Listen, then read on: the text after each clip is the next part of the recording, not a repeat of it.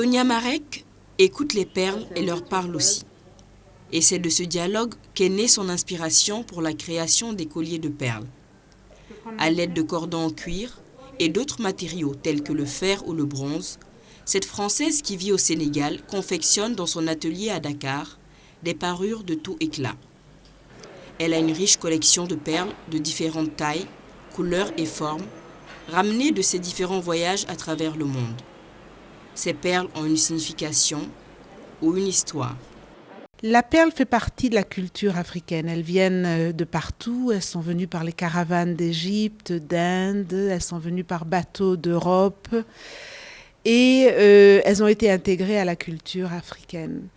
Elles n'ont pas qu'une valeur esthétique. Elles ont une valeur rituelle. Il y a également l'aspect historique des perles, mais je ne me penche pas trop là-dessus. Par exemple, vous voyez cette perle, ce chevron en verre. Il était échangé par les Européens contre un esclave, homme. C'est terrible, ça. Il faut qu'on s'en souvienne de ça.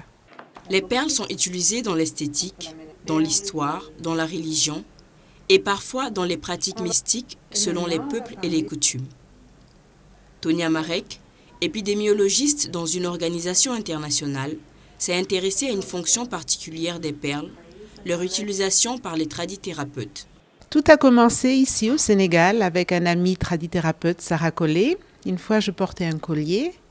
Il m'a dit « j'ai besoin de ce collier pour mon travail ». Je lui ai donné mon collier, mais ça m'a intriguée. Donc plus tard, je lui ai demandé pourquoi il utilisait ces perles. Il m'a dit qu'il les utilisait pour guérir ou prévenir certaines maladies. Alors j'ai demandé à ce monsieur de s'asseoir et je lui montrais mes perles. Et j'ai commencé à prendre des notes sur les fonctions des perles. Et je me suis aperçue que peu de gens connaissaient le fait que les perles sont utilisées pour prévenir ou soigner les maladies. Je ne dis pas que ça marche, je ne fais que documenter.